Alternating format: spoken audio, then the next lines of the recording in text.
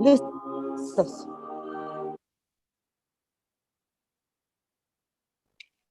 Okay.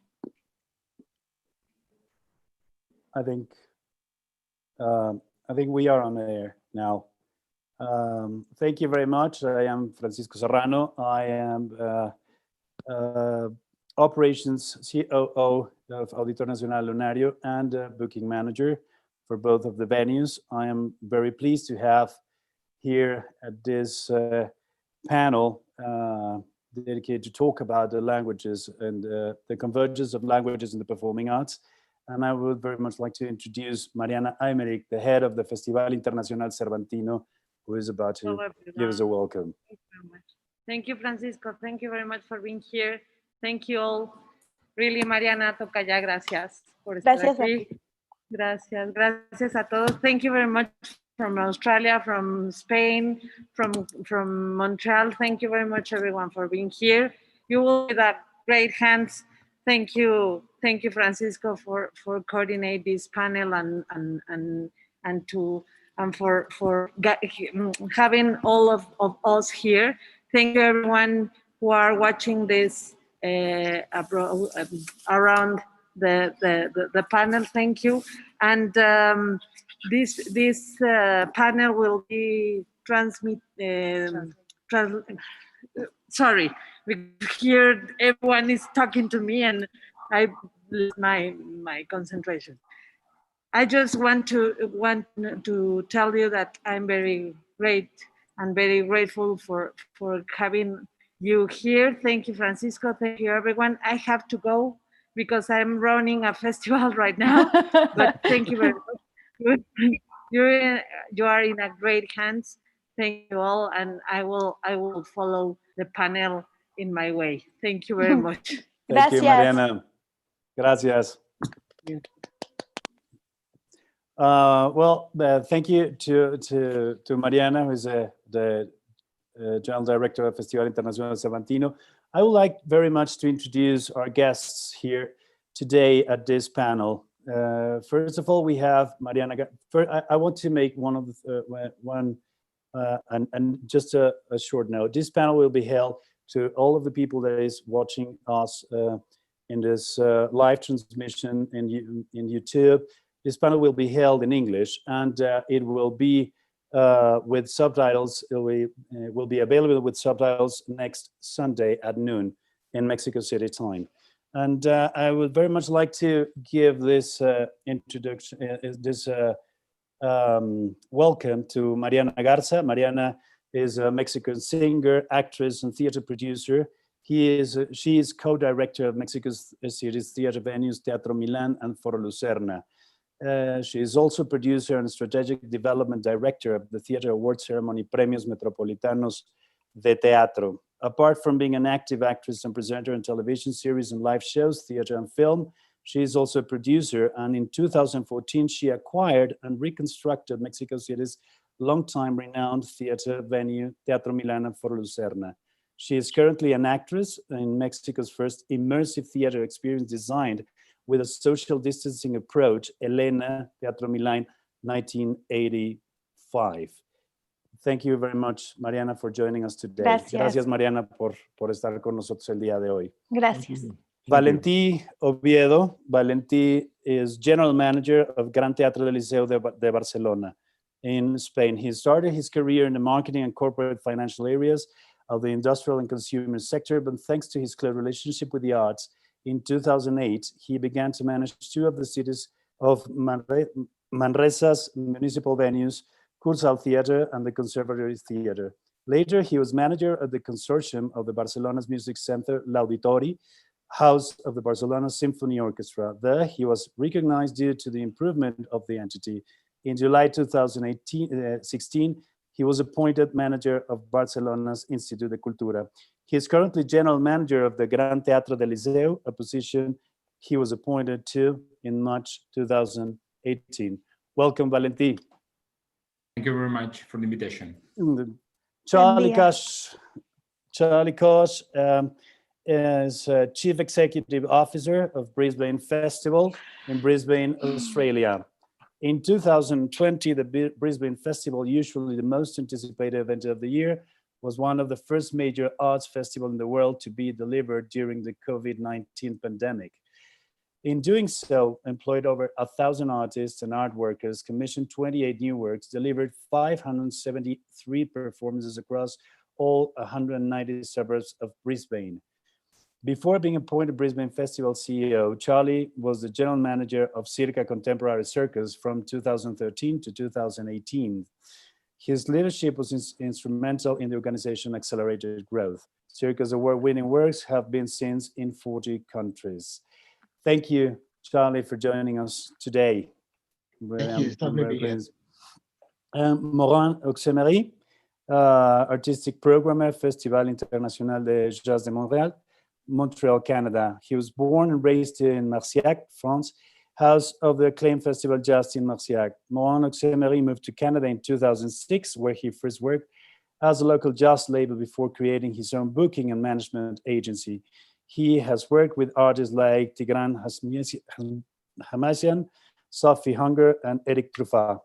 He joined the Montreal Festival in 2013. Thank you, Morin, for being with us today. I really appreciate all of you, especially for distracting from all your duties and all the things that you should be doing today, for example, or right now. And the change, for those who are not aware, it's 7 o'clock in Barcelona in the evening. It's 3 o'clock in the morning of a Friday in Brisbane. Thank you, Charlie. Oh, tough shape. And it's 1 o'clock in Montreal, so it's very easy. Thank you for all of you. So I would very much like to start with ladies first, asking Mariana the first question about this immersive play. Mariana, en esta experiencia, desde marzo cerraron Teatro Milán y el Foro Lucerna. Uh-huh. En todo este tiempo, siendo teatros icónicos en la Ciudad de México, para un espacio para mucho teatro clásico y teatro alternativo, ¿cuál ha sido el principal reto al haber diseñado una obra, un espectáculo inmersivo, una experiencia inmersiva como Elena, Teatro Milán 1985, para traer de nuevo al público hacia el teatro? ¿Cuál fue el principal reto y cuál fue la motivación para llevar a cabo este paso desde las artes escénicas en las cuales convergen la manera de hablarle al público, la manera como el recinto le habla al público y la manera como los actores se comunican también con el público? Esperamos nada más un segundo a que Joaquín pueda traducir la pregunta. Okay. Since March, Teatro Milan and Foro Lucerna closed its doors, these iconic theaters. So please tell us which is the principal challenge when you designed the show Elena, this immersive play, and which was the motivation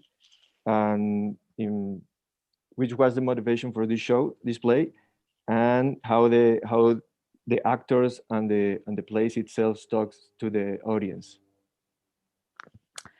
Primero que nada, gracias por la invitación, gracias al festival, gracias Francisco. Es un honor estar con ustedes, conocerles. Me emociona muchísimo saber que estamos coincidiendo a nivel mundial en una situación que nos regala la oportunidad de ser lo más creativos posibles o poner nuestra creatividad al servicio. Y eso es el reto. Creo que ha habido cosas sin duda muy, muy duras, tristes, que ha traído esta situación, pero lo que más atesoro es que nosotros que nos dedicamos a la creación, a el arte escénico, a comunicar, se nos ha puesto en el límite perfecto para dar eso, poner eso al servicio. Y Teatro Milán Foro Lucerna están abiertos desde el 2014, programados de lunes a lunes, los 2 recintos. Todos los días tenemos algún espectáculo, teatro, conciertos. Y el día que decidimos cerrar fue 3 semanas antes de que se hiciera oficial, y lo decidimos hacer por corresponsabilidad. Yo no podía, con la tensión de estar escuchando por parte de otras partes del mundo lo que estaba pasando y tener abierto el espacio sin saber realmente la gravedad y ser una posible lugar en el que se contagiara más gente. Entonces decidimos cerrar justo antes una semana después de que cerramos, íbamos a estrenar una trilogía trabajando como actores Pablo Perroni, que es mi socio y codirector, y yo, junto con otros 4 actores. Y pues fue muy impactante tener que tomar la decisión, y lo que decidimos después de pasar el proceso lógico de negar rotundamente, no pasar por el duelo de tener que cerrar, de tener la incertidumbre de no saber cuándo podíamos abrir, porque pensábamos que esto, como un poco pasó con la influenza hace unos años, posiblemente íbamos a cerrar 2 o 3 semanas y tal, ¿no? Entonces, ya que vivimos esto, lo que empezamos a desarrollar con Pepe Valdés, que de hecho él estudió en Canadá y dirección técnica, es nuestro director técnico desde que abrió el espacio. Sabíamos que una vez que pudiéramos reabrir, lógicamente no íbamos a poder hacerlo al 100% de capacidad, y queríamos ofrecer algo en este espacio en el que pudiéramos abrir y no a capacidad completa, pero sí ofrecer algo que es de lo que se trata, Elena, que es regresar la confianza de las personas hacia estar en un venue, obviamente poder generar ingresos para todo el equipo, el staff que tenemos dentro de los teatros, y también tener un espacio, como siempre lo hemos tenido, activo para los colegas. Entonces, lo que se diseñó con Pepe, él se puso a estudiar toda la manera en la que hacen los flujos en los parques de diversiones y cómo adaptar ese mecanismo, digamos, a pues contar una historia. El Teatro Milán y el Foro Lucerna normalmente están, como les decía, programados diario, y entonces un recorrido inmersivo itinerante por el edificio en otra situación es imposible, no hay manera. Y toda la historia se comenzó a diseñar a partir primero de este dispositivo de flujo. ¿Cómo hacer que entre una cantidad de personas que nos permita operar, que sea económicamente posible, viable, sin tener o teniendo, mejor dicho, la menor cantidad de personas reunidas en una misma habitación? De entrada, descartar que el espectáculo pudiera albergar a la gente sentado en butacas. Y lo que sucede con Elena es que las personas entran en máximo grupos de 10 personas, hacen un recorrido por 7 distintas estaciones en el que ocurren escenas de 10 minutos. Está el staff separado, los actores en cada estación máximo hay 2, y el grupo de 10 personas. En algunos de los espacios escénicos tienen butacas, en algunos otros están de pie y tienen el cubrebocas todo el tiempo. Mariana, perdón que te interrumpa. Dime. ¿Puedo nada más hacer una pausa para hacer una traducción de lo que has dicho? ¡Ay, perdón! Pensé que estaba... No. Well, Por supuesto, claro que sí. I'll try to make fast translation. Sí. First of all, she said, thank you very much for joining us today. She is very pleased to meet all of us in this panel and to share a global consternation and for all that has been, for all the things that we all have been through, that it is a common scene, it is a common damage that we have been facing, and it has been a duel. First of all, they had to close the theater before, 3 weeks before. They decided to close their theater even three weeks earlier than it was. The lockdown was declared by the sanitary authorities, because they decided that it was not, could be responsible from them to keep it open for bringing people inside. So they decided to close it 3 weeks in advance, and after that, what came after that was a duel for making yourself the idea of having the idea to live with this new situation and to realize and to get used to this new situation. And after all, they began to do with Pepe Valdez, which is a producer, and Director técnico. His head of technical director, and and also with her co-partner as she decided to make this immersive show that was designed in the way that the people were getting into the public spaces and with the safety measures that were taking to come in. It is well, the theater is programmed 365, both of the theaters, the spaces is programmed 365 days a year, and they never stop. They keep working, and they have concerts, they have plays, they have all kind of shows going in. And doing Elena was thinking about how to get in touch again with the people and invite the people again to come by and to tell them that it is safe to come back to the theater in a show that is immersive, that otherwise in other situations wouldn't be possible to do it.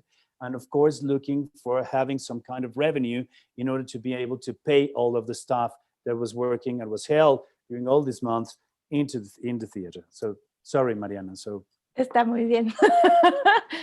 Voy a parar antes. Thank you. She will stop a little bit early. She will make short pauses. Y bueno, llevamos 6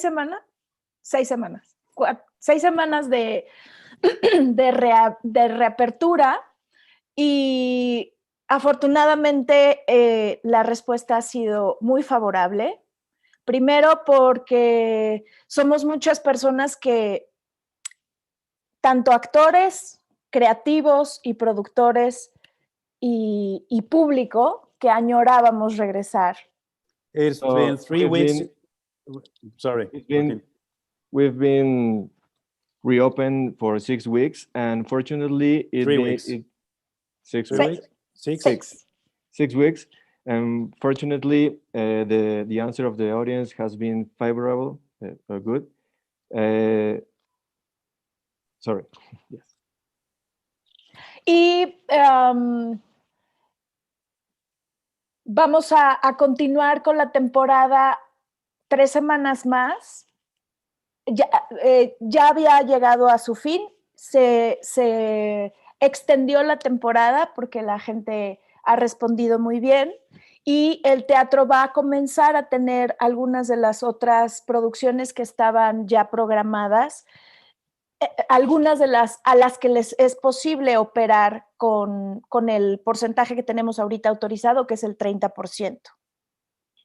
So we are going to continue 3 more weeks with the play, because, as I said, we have had an amazing answer of the audience, and we are going to bring back some other plays that we had programmed with the authorized quantity of people, about the 30% of the audience. A mí lo que me parece muy, muy emocionante de esta época y de estar al frente de la programación y de la producción en estos espacios es el enfrentarnos a un momento en el que no hay reglas, y eso nos permite, lo que decía en un principio, ser lo más creativos que podemos ser y estar ofreciendo un espectáculo que nos regresa al teatro y que nos permite retomar nuestra actividad como creativos de teatro, pero también al público, de acercarse a una salud mental. Me parece maravilloso. Estoy muy agradecida con Pepe Valdés, repito, que es quien nos ayudó a diseñar el dispositivo, con el autor, el director, los actores y sobre todo con el momento, con el poder haber logrado recomponernos y utilizar nuestro amor al teatro y ponerlo al servicio. So what I find exciting of this time is that we have no rules, and we can be creative and to go back to the theater.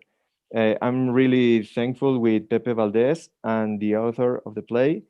So we are really happy to achieve this.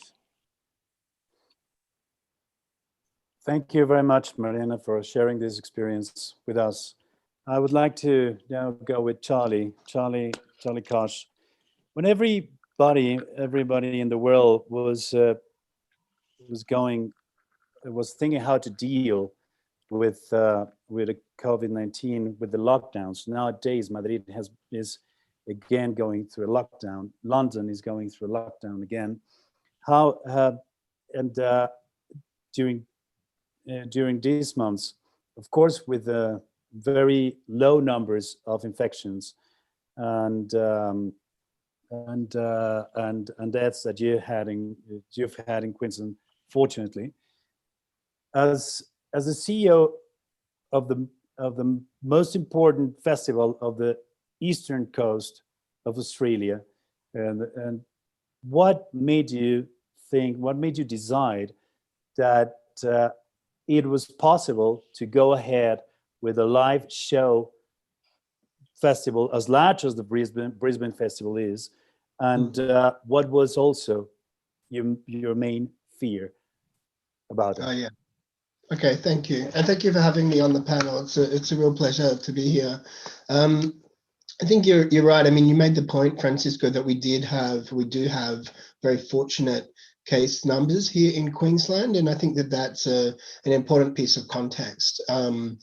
That we've had 6 deaths in Queensland, and just over 1,000 cases, which are very low numbers compared to even the cities and countries around the panel that we have now. However, when the timeline of when we made these decisions, we were all in lockdown at that time. We were creating a festival in this format through our laptops with an expectation that things were going to get worse. So we were in a fortunate position comparatively, but we were still very much in a COVID lockdown environment when we were creating the festival.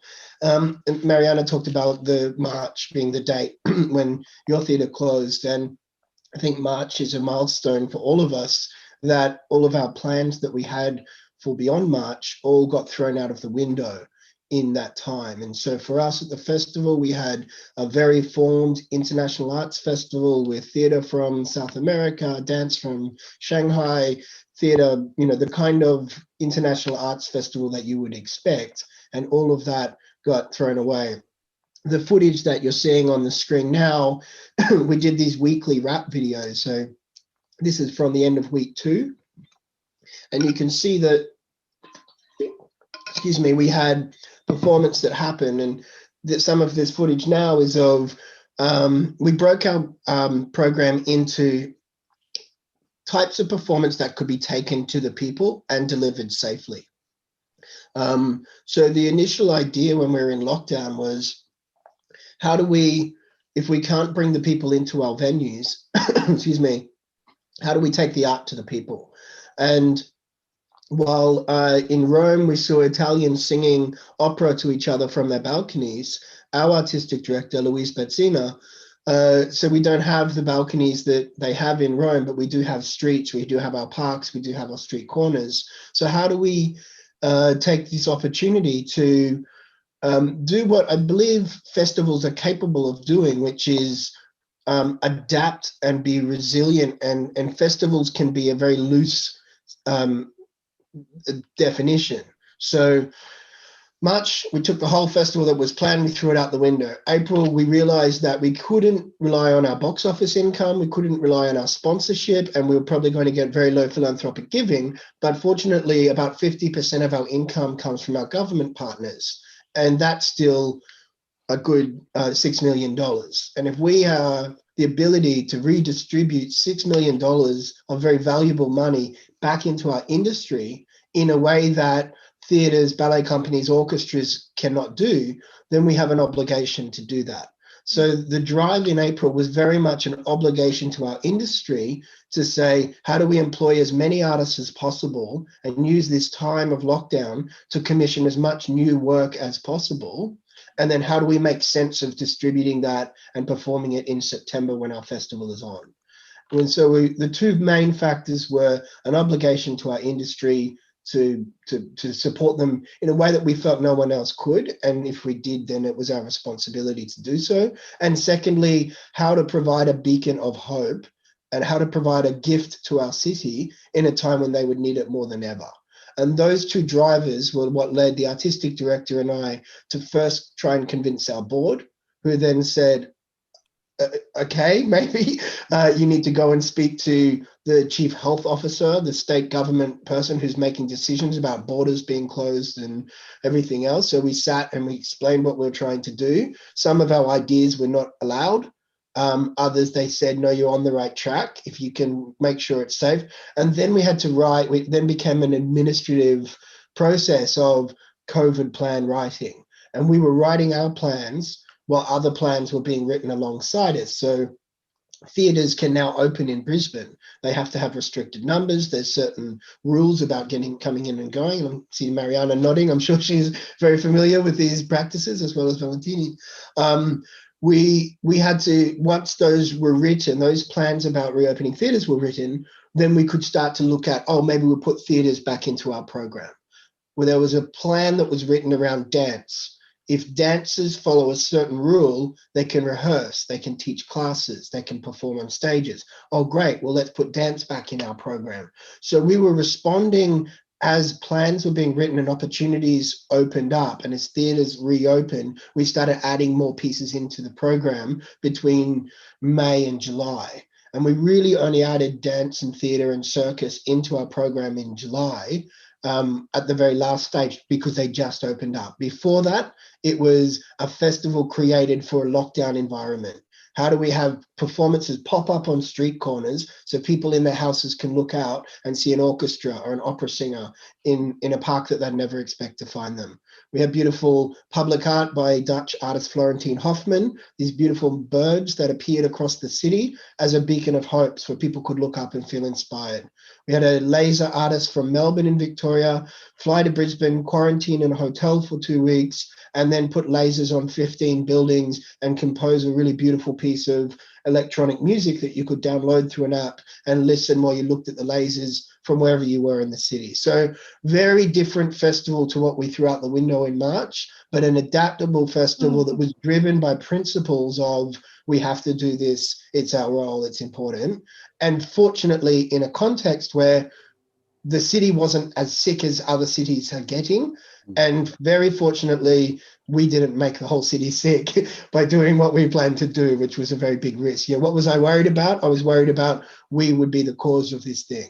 But we had so much planning and so many processes in place that we could proceed with a level of confidence that I didn't feel I was being irresponsible to my city in doing so.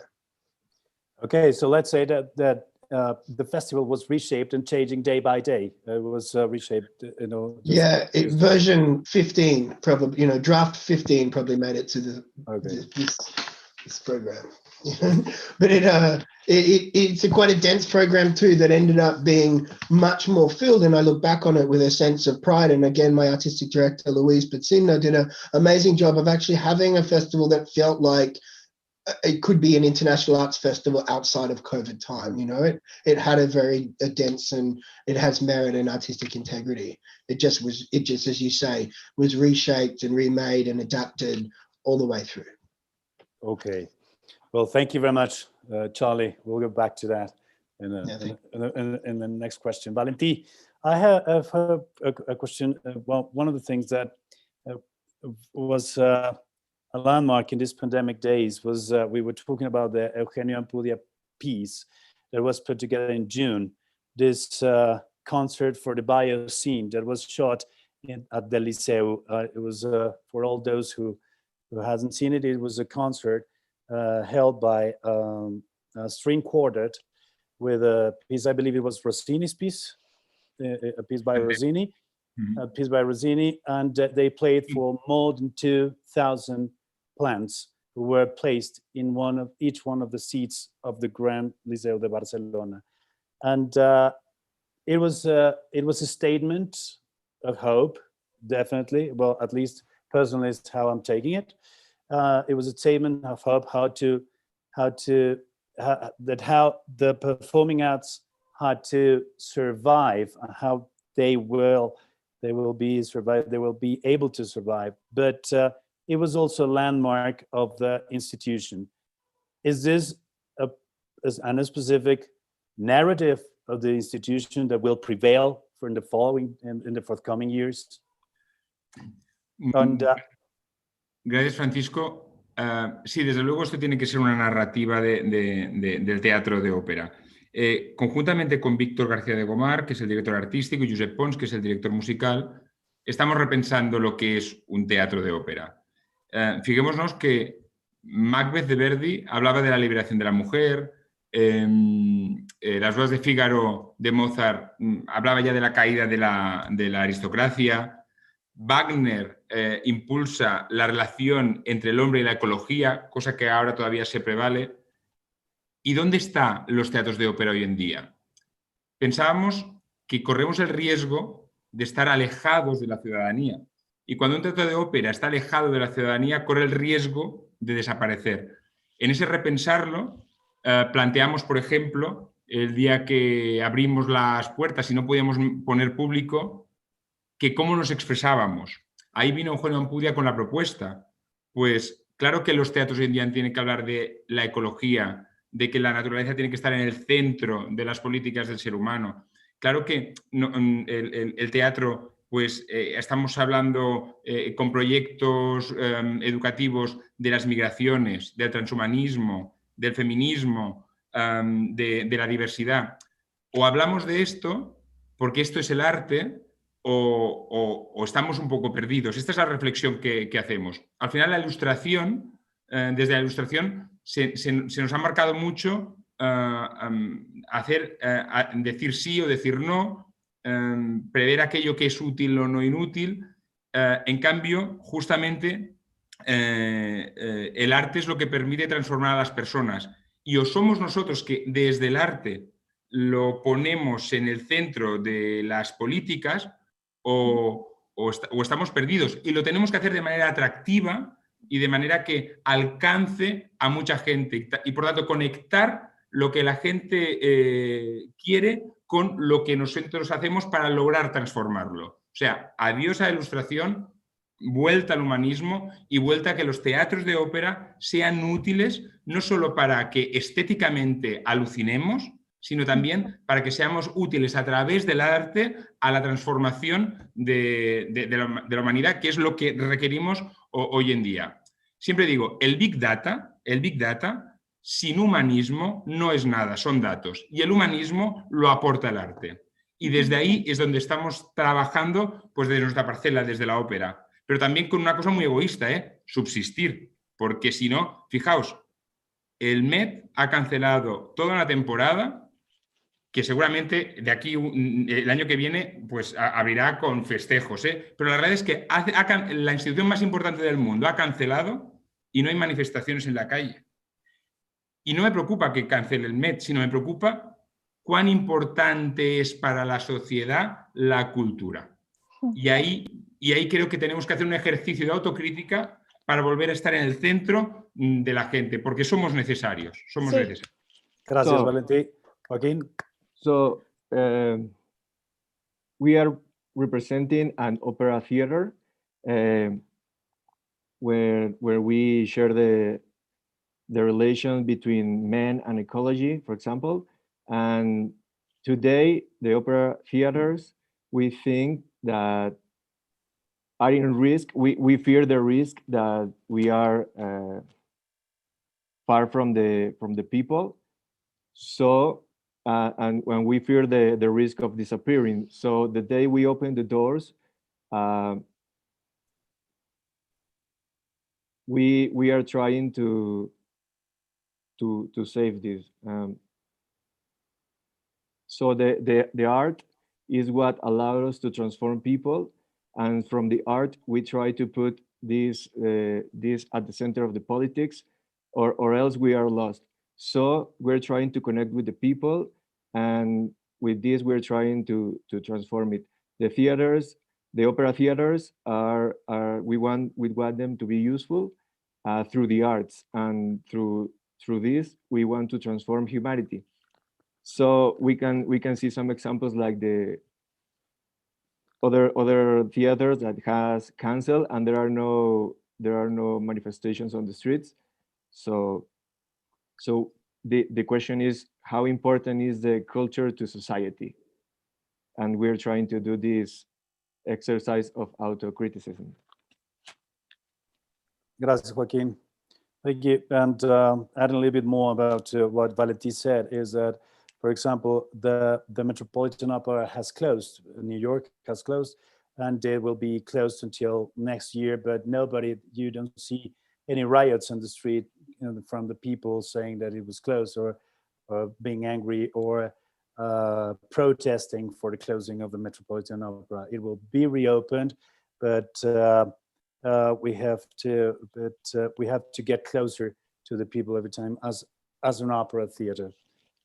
¿Está bien así, Valentín? Yes, well, perhaps what I say is from illustration era, we have been taught that the things have to be or yes or no, or even we have been taught that everything has to be useful, but we have lost though that is very, very important. Art give us contradiction, arts give us another point of view, and our responsibility is to give to the citizens this point of view. And we are really far away nowadays from the citizens. The opera house, I mean, perhaps the theater is different because with the dramaturgists can explain many things, but we have an obligation to give this opportunity to the people to help them to have some contradictions, and what I told that I think is very important is, after the art, what remains? After the art remains the human transform. So we have to work in this issue, and this is what we have thought with the artistic director and the musical director. And one expression of that is the concert of Beyoncé that we could that we did last June. Okay. Well, thank you very much, Valentin. And now we're going to on. We were in a previous talk. We were talking that you were talking that about one very interesting thing, that was that in this case, in this pandemic, we had to become not only producers, but we had to learn how to become also a TV producer, and you had to be both. You have to dominate. You learn a new job. You have a new job with the very same page, the very same pay, and they are not going to pay you anything else for that. But that you had to deal with certain things that, when being a producer, you didn't have in mind, but it had, just in Charlie's case, you had to reshape the festival, the international, the jazz festival, for doing so. And the costs were, in some cases, were the same, and in some cases were even higher. Yeah. What was part of this experience during the festival in Montreal? So I'd like to start by saying that I've just heard very inspiring people just before me. And yeah, I'm very happy to be here, and I would love to be in Guanajuato next year. It would be better, you know, because Yes. the digital world is not exactly for me. And my computer just told me that there's no more battery. So I have to go and run and pick up the wire so that we stay all together. Can you give me 1 minute? Yes. Yeah, go I'm ahead. sorry. Timing, you know? No. It'll happen. Well, in the case of Valentin, it's very interesting what you were saying about this. You were talking about one thing that I have a question for all of you later on, which is that you were talking about the big data. Big data is also one of the things that we have to deal with today, but without humanity behind, it is absolutely useless. And a very selfish thing that you were saying is that we have to think about art, how will transform us, how art will make us to clash with each other, but selfishly we have to make money out of it, to make money out of it. So we'll talk about it a little bit later. Thank you, Moan. Welcome back. I'm back. Sorry about that. So yeah, I mean, we went through the same process as everyone here. We've learned in March. I mean, we've decided in March that we couldn't have a real festival, and it feels like a decade ago already, which is crazy. And yeah, we had to think about doing something nonetheless, and you know, we decided to take that digital route, like many of us, to present, you know, what we do, to give this impression of what is the jazz festival that we do every year, which is, you know, quite a big festival. We're doing like something around 400 shows over 10 days, and it's a mix of, you know, of local artists, and, you know, artists from everywhere, from Canada and all over the world.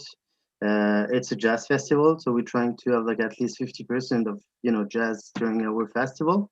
You know, it's like the minimum for us. And the thing is that this is like a free festival, which happens downtown Montreal. So anybody can attend the festival. You don't need to have money to come and participate to the festival. And it's been like that for forever, which is a little bit more than 40 years. So yeah, we when we had to cancel, we thought about that digital festival, and, you know, with a few objectives, which was, you know, so like I just said, give like a taste of what is the festival, bring some work to our people as well. And when I say people, it's the people who work with us in the company, but it's also, you know, all the artists and the people around, obviously. You know, all those tours and like concerts and everything that got canceled was something very bad for the cultural economy here, and especially for the artists. And the artists, you know, they always have people around them, which are their, you know, their musicians in our case, the sound guys, you know, the light guys, all those people that couldn't be working because there were no shows, no tours, no nothing. So when you're like a singer, you can get, you know, some royalties and, you know, stuff like that. But when you're like an artisan, you know, not the artist, but the people around you don't get the money. So that was very important for us to bring something to them. And you know, at the beginning of the pandemic, we saw all those people doing live shows with their iPhones on Skype, on Zoom, on everything, and you know, we were having the music, but not necessarily the quality in terms of sound and image. So that was one of our main objectives. If we have to go, if we have to do something, it needs to be absolutely perfect. So yeah, and yeah, so that's what we had in mind doing that. So we started booking the artist and you know preparing the space, getting like a huge security plan, and you know respecting all the rules and getting the you know the approvals from governments and city and everything to be able to do it. And then you know we discovered that doing so is like kind of a new job because we were halfway between a show promoter as the jazz festival and a TV producer. And when you're a TV producer, you know, there's a few stuff that are different, you know, the people you're talking to, but all the thing about the rights of music was like a nightmare, you know, and it's funny because that was a nightmare for everyone, even for the I think that many of the companies who collects the money, you know, all the rights, like the mechanical rights and everything, you know, they had to think about, okay, we're in a new space now, and everything is not different, and everybody is are doing shows, festivals are doing so, venues are doing so, and you know, they were realizing that the money was not going to what is called SOCAN here, or to any publisher you know that represented the rights for the music that was being played. So it was like a big learning process. So I mean, you know, the whole festival was, I think, kind of a big rehearsal for the years to come, because I think like digital music is here to stay. Not, I mean, digital concerts is here to stay for the next years. Okay. And so yeah, 2020 was like a real harsh rehearsal thing, I think. The rehearsal thing. So Yeah. just in a very fast way, do you think this new ways of programming will reshape also the way that you would program? You will think about a digital audience for the 2021 edition? I mean, one of the most interesting thing in what we've experienced during the festival is that we've realized that many people from around the world knew about the jazz festival, and they were all together behind their screens, and you know, typing some nice comments on the festival. That was, you know, when you're in your festival, you just get the bad messages like, okay, someone is complaining because this is not working, this is late, this is blah blah, and then you're here and you just see all this amazing comment, and that was great. And the other thing is that obviously the programming was super local, and that was like 100% local, only people living near Montreal or in Quebec, and I mean, people from New Zealand was checking someone like Jean-Michel Blé or Dominique Fils-Aimé, or you know, those people, those our people, those artists that we support every year, and that we're super proud to see going to other festivals in the world. So people could see them and discover them through us. So you know, that's a good thing. So for me, when I'm talking about a digital form of what we do to stay in the years to come, is it's, for me, it's going to be a good way for us to support our local artists to be seen elsewhere, and that's something that we have to do, and it's quite easy to do. So yeah. Okay, Thank you, Moran. Thank you. I would like now to go through a general question to the four of you. Now, going back to what Valentin was saying a few minutes ago, is dealing with big data. The computer nowadays has become the new venue. The seat has become the chair at your living room, and instead of going through the bar, you can have your wine in front of you, and you have become a passive kind of concert goer. But it leads us definitely to deal with becoming digital involves being affected of being on the need to read different data that we are perhaps not very used to do, or not in the performing arts. We are very used to know the data about how many tickets we've sold, or how many views we've seen during how many views a live show has on YouTube, or a clip, or how many retweets we have of a post that we do it on Twitter. That's all the basic data. How would you, for the four of you, think that this dealing with this new data, apart for, as Moran has said, that you have to become also a television producer, not only a producer but a television producer, and deal with mechanical rights, some things that we didn't have in mind before. A part of that, we will have to think about this new data. Will this new data will reshape, or will be part of thinking of new program in the forthcoming years in all of your venues, for example, Mariana and Valentin, or the festival? Charlie, Moran, I would like to start with, in this case, Charlie. Yeah, I mean, it's interesting.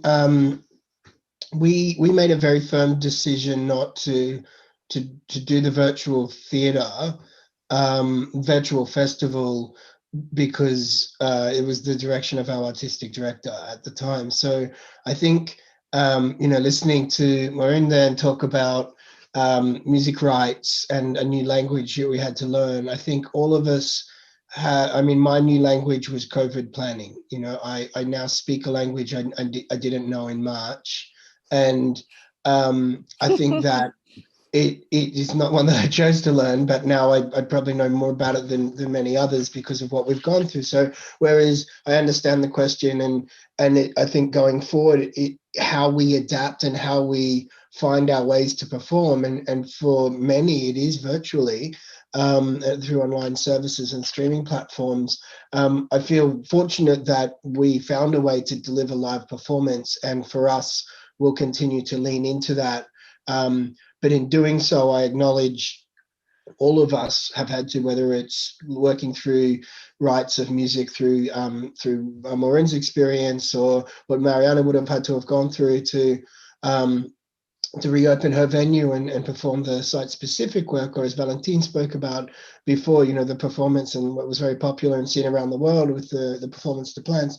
These are all there's learnings that we've all had to go through and how we adapt. But I think for us as an industry, we are the kind of people who get the show on. And I think for us, there's a certain resilience in our performing arts industry that the people you want at your side are the people who get the show on no matter what. And I think as an industry, we'll continue to learn and adapt and overcome those challenges and deconstruct broadcasting rights when we don't know how to do that, because the show needs to go on. So I think there's kind of a hunger and adaptability and flexibility of our industry that will see us through. But the data question, I'm probably not the best person to pick up that one, but I think there's a meta narrative to that response, which is we're all in. No one knows.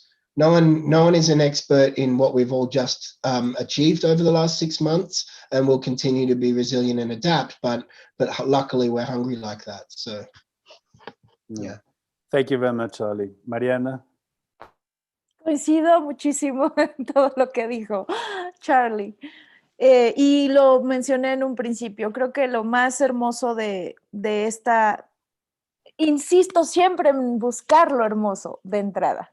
Y me parece una gran oportunidad para utilizar todos nuestros recursos creativos, toda nuestra...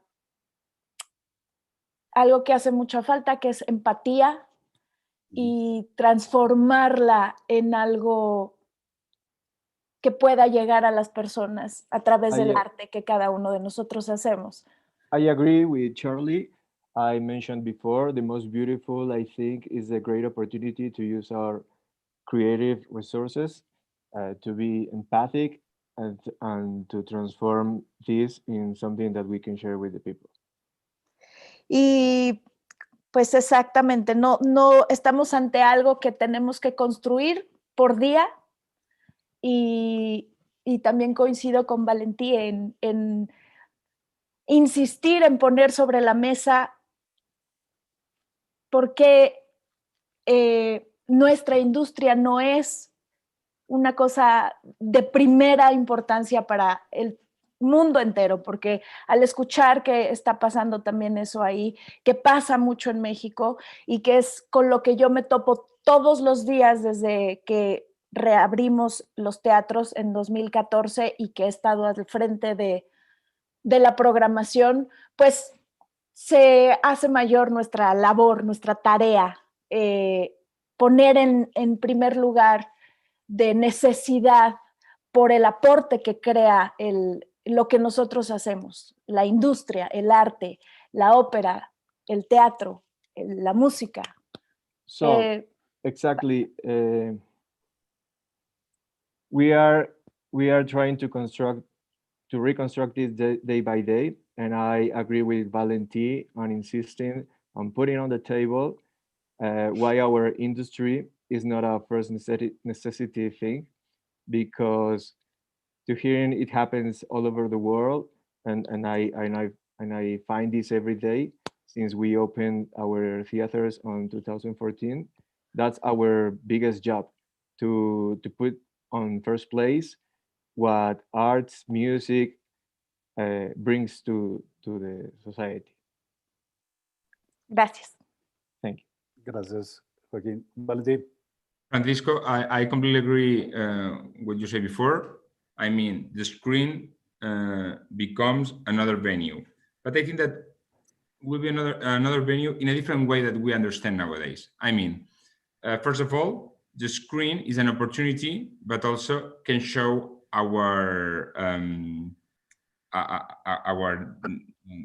abilities. I mean, because the screen, we can show what we do on our stage, but this gives us a big scalability. So this is a big point. So we can show what we do to the whole world, but this means that we have to be absolutely demanding what we're performing. So our quality has to be excellent.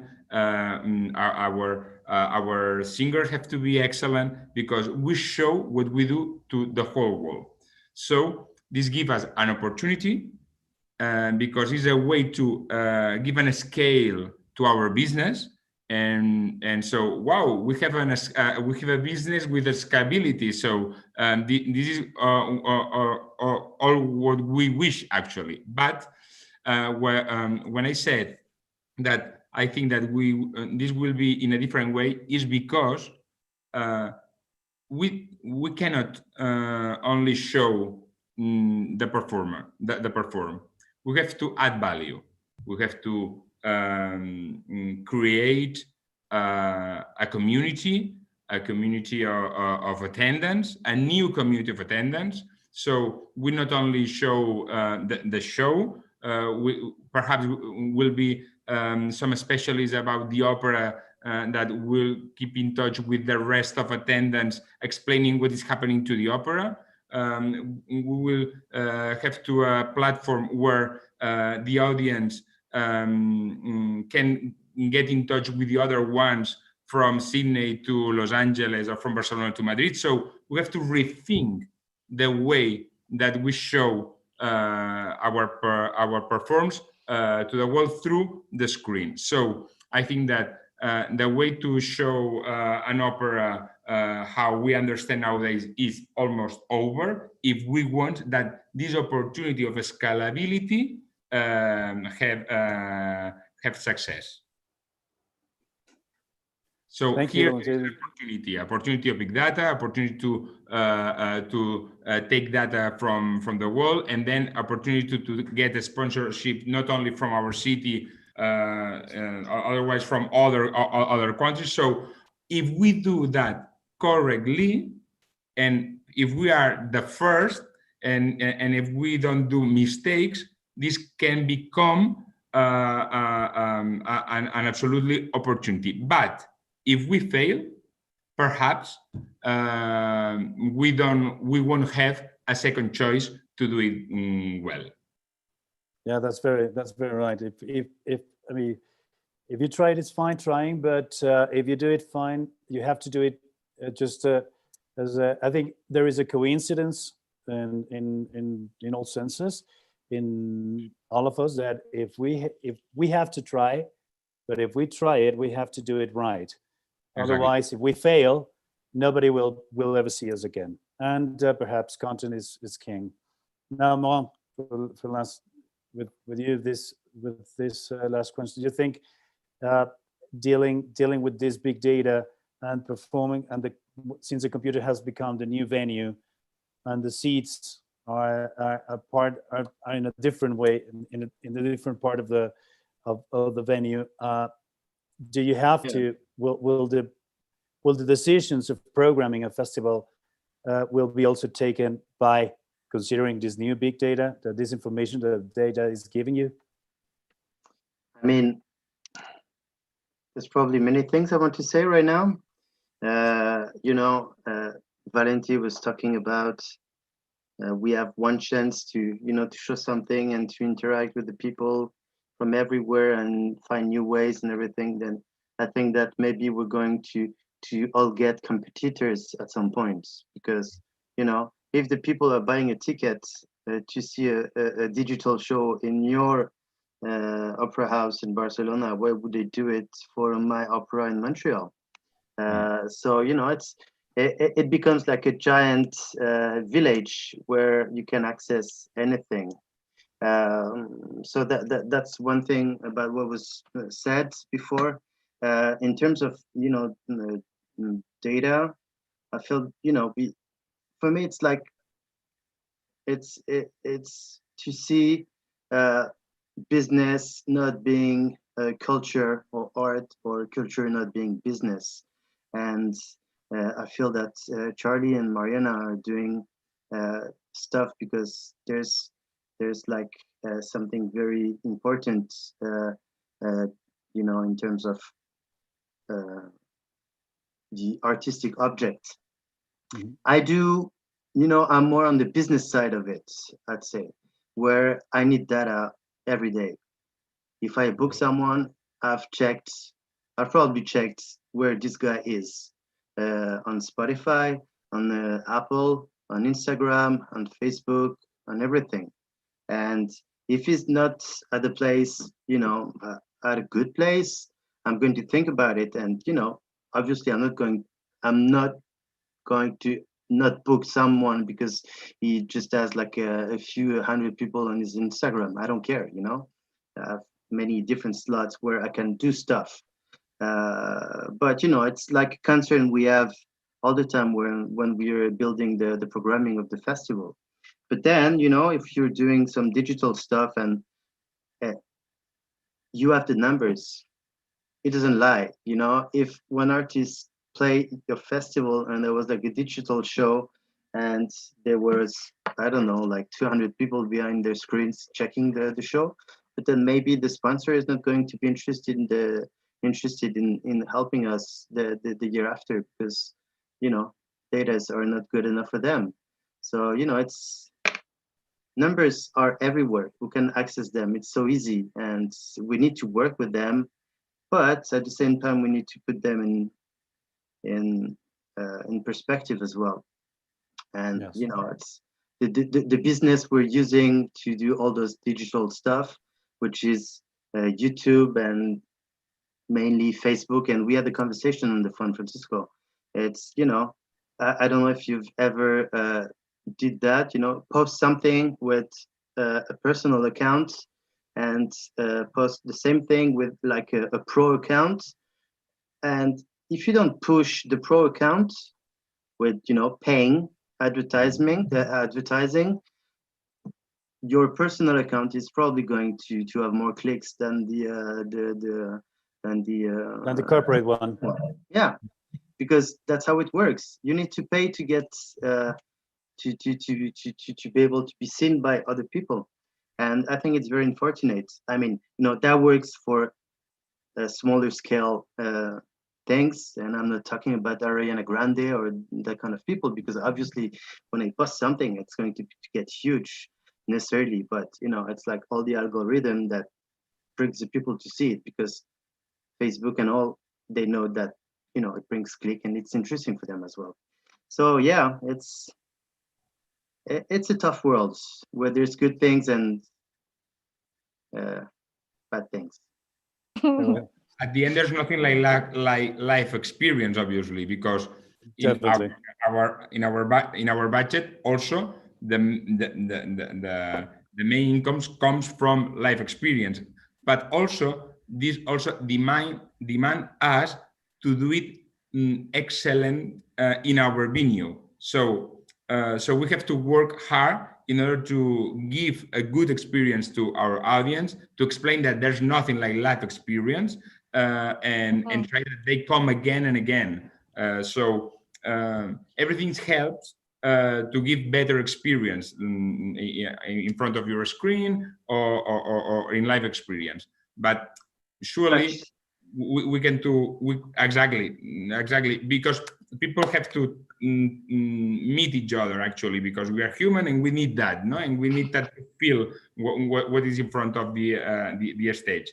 But at the end, digital platforms exist, and we cannot give behind them, actually, I think. Yeah, definitely. And well, it's been very interesting all what you've been saying, and exactly one of the things I want to put in context is that Moran and I, when we had this telephone conversation, we were talking about that sometimes it's much easier to get a wider reach of an audience from a personal account than from an institutional account. That sometimes those institutional accounts are perhaps by Twitter, Instagram, or Facebook are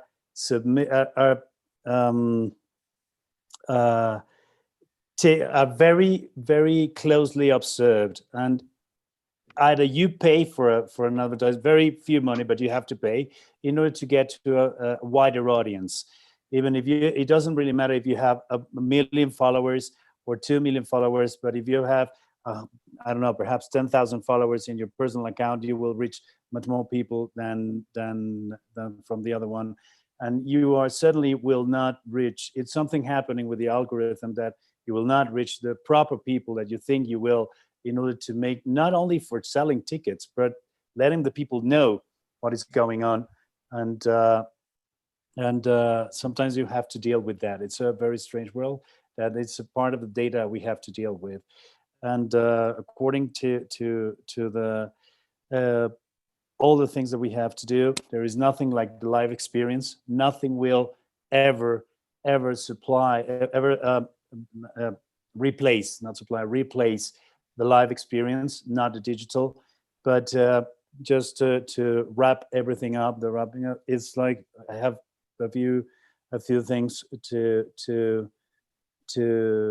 to talk about, is that there is nothing like the live experience, but the digital has come just to stay. So I think perhaps the digital was something that we had aside, and we didn't take care about very much, but we suddenly found out that it was something that we had at hand and saved us to keep on producing things. And during this lockdowns and this pandemic days, there is a big resilience, and in the industry, a sense of resilience that keep us together, keep us talking about all these things, to keep us working and seeing and looking the ways how to make things, not how to kneel down instead of crossing our arms and doing nothing. And we have to do things better. It is demanding us, these new languages are demanding us to be better than we were. Because if we had a show where, for example, you had a small show, perhaps at a 500 seats venue like Lunario, which is the small venue at Auditorio Nacional. But if we are bringing it to a global audience, we have to do it fine. Otherwise, we will never. Instead of that, as an institution, if we do it wrong, then we are perhaps crucifying the artists that will be performing there. We don't know about that. I think those are the dealing, in the case of also Mariana, dealing with producing and reopening a theater from zero, and building a new expectation, a new experience for going and giving back the audience the confidence of going back to those theaters is something that we have to deal with. And I don't know, but I think that's part of the things. And of course, that we have to think about that. Not programming, the programming has to be, the big numbers have to be taken, have to be seen, but not have, well, don't have to bias our common sense of programming. There's we have to take care about that. And last but not least, if there's something I'm missing, please let me know. And before going into a Q&A session, how do we have to the obligation to give hope, and we have to say goodbye to the illustrator, and to welcome and embrace this new new intentions, or new senses and new feelings and new ways of communicating, and these new formats are giving us. I think is it. Did I make it fine? See, Charlie, you're falling asleep. No, I'm good. No, I think that's a really great summary, Francisco. I think one point that I just would like to pick up on is something that Marin mentioned about programming locally, and what happened with the Montreal Festival and putting Montreal artists on stages. And that was something that we found as well, was that we had we're normally an international arts festival. We bring the best of the world to our hometown and we share that with our city. This year we had some elements of international. We had Florentine Hoffman public art. His work was designed in Amsterdam, manufactured in Melbourne, flown to Brisbane and installed. So there were some elements of international flavors within our festival. I think it's important that as an international festival, we have international ways, and how we do that going forward will be interesting. And, through digital platforms or through collaborations or mentorships or different ways to do that. So we're still reaching out. But what we found was we programmed locally. We had 1,000 artists, and the majority of those were from Queensland, apart from a few that I mentioned, who either quarantined or came to us via digital platforms. But most of those were Queensland artists, and they didn't let us down. The quality was very, very high. And I think there's something in this from a global perspective, and I think we see it in other industries. What happens when you invest in your local economy, and what are the benefits that come from that? And what we discovered this year was how refreshing it was to have such a high quality of artistic product on our stages, and how proud it was when it was local. And that meant that our industry here was very proud and grateful of the festival in a way that we haven't connected with them in a very long time. Our audiences were very happy because the product was strong. And we actually found that we had a better response here within the industry, but also on the outside of the industry, within politics and our board and audiences who really appreciated that. And I think, you know, part of the provocation, Francisco, you gave us is going forward, what are the learnings from this time? And I think what happens when you invest locally and what happens when you allow that to be of such a high quality, then and finding that balance. And I think that was a really interesting point that Maureen made, and it's been our learning from this year. So I thought I'd just share that. Okay, yeah, that's true. So that's one of the biggest learnings of this, and that will be definitely one of the things that we have to keep in mind for next year and the forthcoming years. So strengthen and supporting the local talent and the local artists, and perhaps trying to become international, sometimes we forget the local numbers of the local artists. Yeah. So thank you very much, Charlie, for that, for the observation. And I don't know if someone else has something else to say. Si alguien tiene algo más que decir. O pasamos a la sesión de preguntas y respuestas, so we go through the Q&A session. Okay, so pasaremos. We go through the Q&A. There is Arturo Pascal. Could you, it's whoever wants to answer to this question, for example, could you give us an example of whom do you think is making a great job breaking paradigms in the pandemic in the performing arts sector? It could be an artist or a festival or a government policy. Of course. It's too early to think about, because I think that nowadays, under my point of view, all the governments are thinking about how to reduce the pandemic issue. And so in cultural terms, I think that is still early to now politicize in terms of new ways of understanding culture, I think, nowadays. Okay.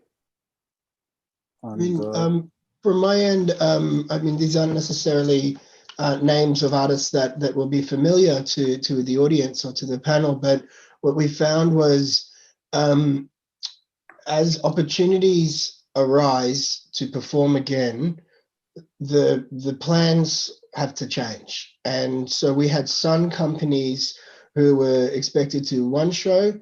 That wasn't possible, but they adapted in looking at different ways to perform. So for example, there's a local company here called Polytoxic.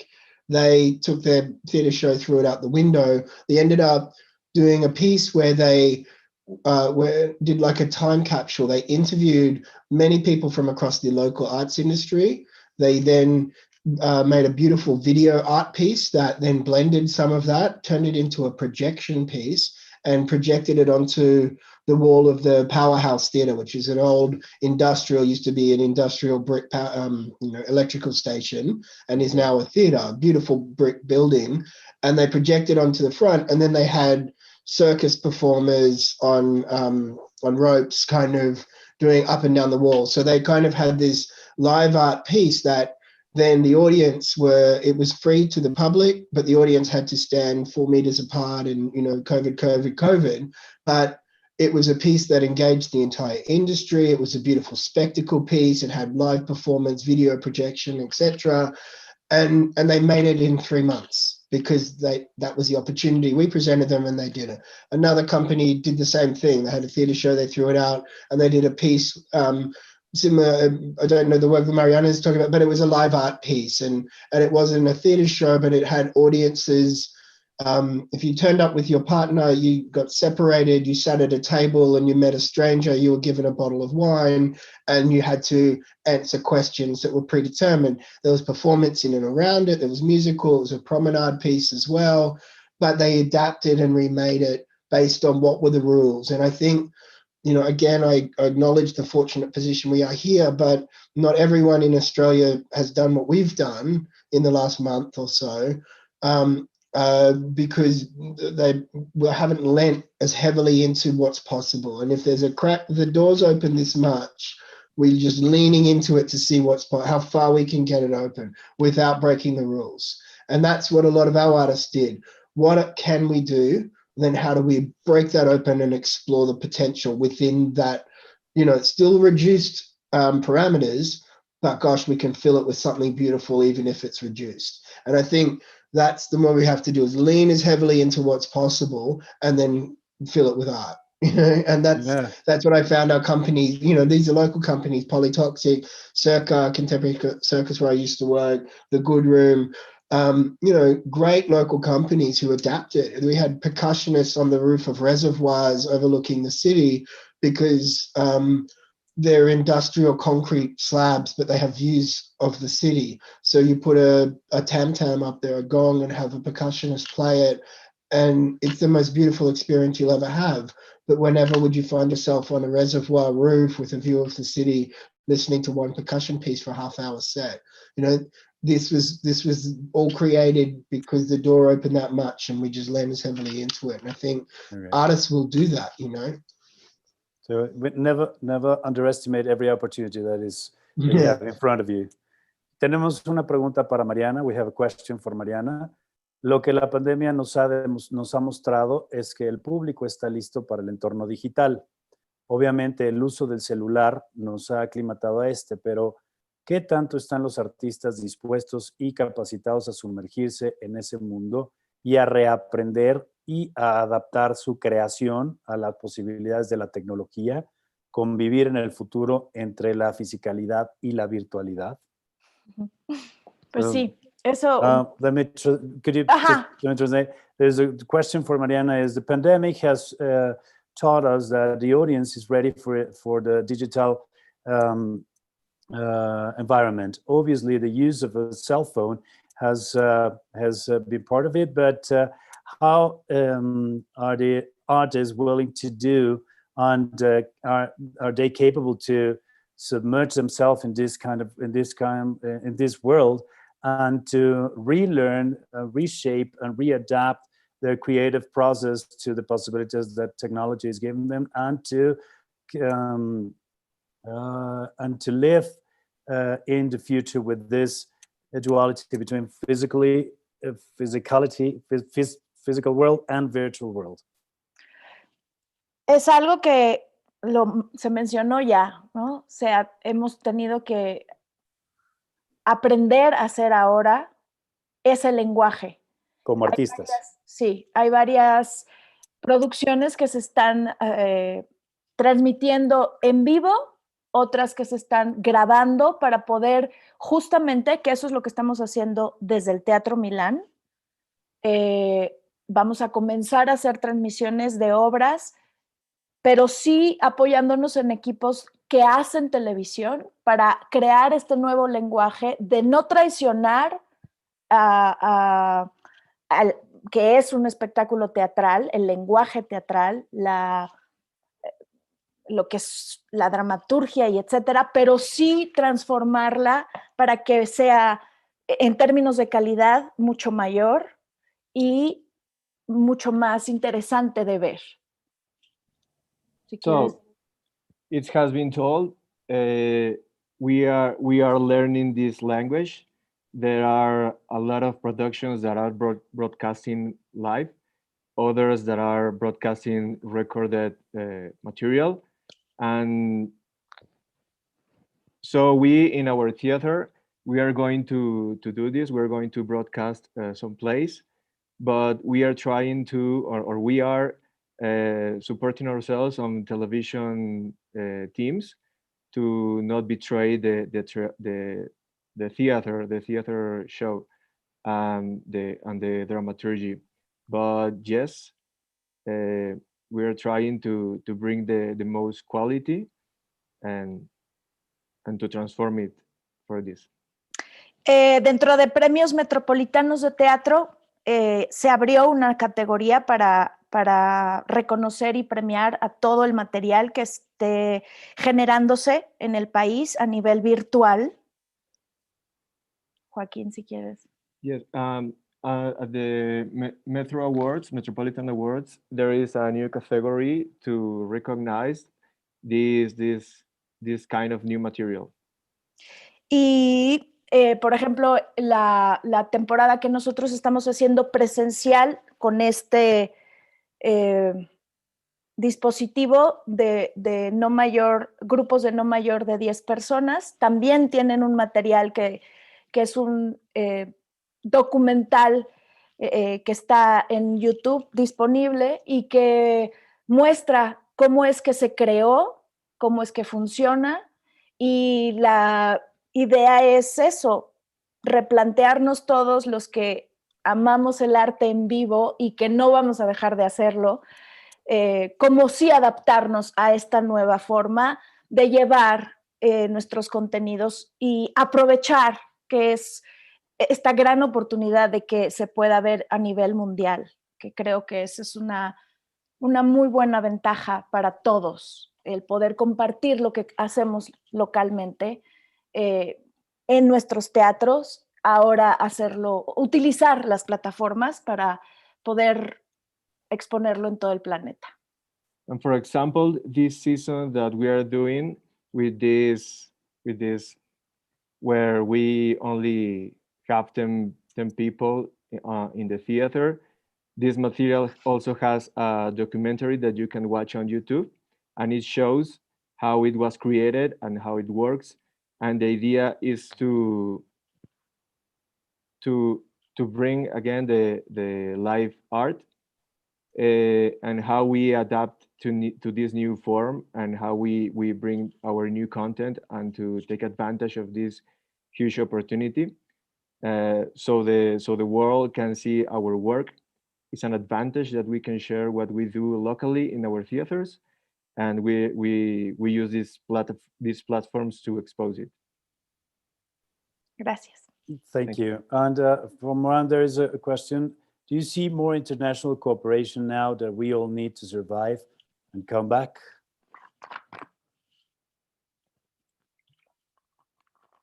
Can you repeat the question? Yeah. Do you see more international cooperation now that we all need to survive in this comeback? I don't know. Like more company being here for as partners of festivals. Well, yeah, perhaps. Or you have more. I mean, have the connections, international connections, have grown during this pandemic days? I'm not sure.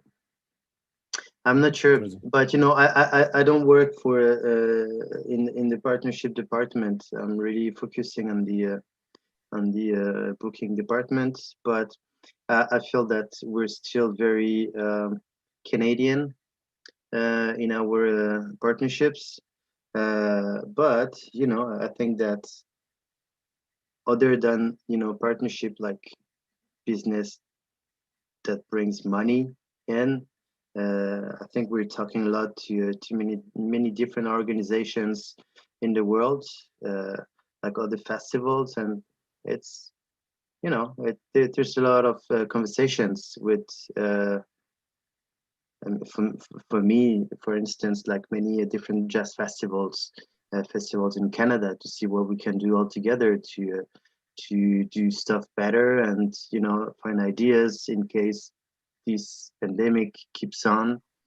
So it's a good time to the crisis brought that, you know, the gathering between people, where, you know, looking for other people to talk to about where they're living, as, you know, as a business or as a human being. So yeah, yes and no. Okay. Well, I think we have many more questions from the audience here, but I think we are running out of time. I would really like to thank all of our guests today. I think we've been here for an hour and a half with a very interesting approaches to the performing arts and the new languages that we've been through the in these months, and specifically what will prevail for the next years, the following years. That it's an everyday learning process, I think, and we have to learn also to deal with ourselves, to think differently, and to think in a different way, not only thinking in a digital way, not only thinking in a physical way, but trying to get everything together, along with also with all the feedback that we have, either from the artists and our audiences all around, and our global audiences all around the world. So sometimes we feel clustered, and we can't see beyond our four walls where we are. And I think this situation has forced us to think wider and to think out of the box, definitely. But I don't see the digital world be a good thing for the health of artists around. And I think that more than us, they need people in front of them to vibe, to feel the vibrations. And my wife is a performer, she's a singer, and she was proposed to do like shows with like just a 250 people capacity, and she was like, no, I don't want to do it, because I'm not going to deliver what I'm supposed to deliver in front of like a full house where it's hot, where it smells beer and sweat and all that. Nothing is going to be able to replace that. And the artists feel that, I think that the artist needs this atmosphere to be able to do something. Yeah, right. It's part of the rush that you need as an artist to know exactly what you deal with. Being on stage is that's something that Mariana really knows about. Being on stage in front of a very large audience is sweating and not trying to see who is in front of you, but definitely the lights will never let you see the faces.